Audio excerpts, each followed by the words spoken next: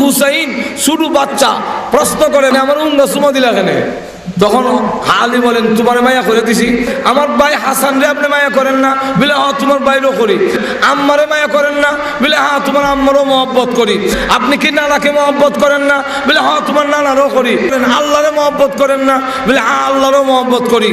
আব্বা এই মুহূর্তে যদি আল্লাহর পক্ষ থেকে আপনাকে জিহাদে যাওয়ার জন্য আহ্বান করে, আপনি কি আমাদের মায়ায় গড়ে থাকবেন না যুদ্ধের ময়দানে চলে যাবেন?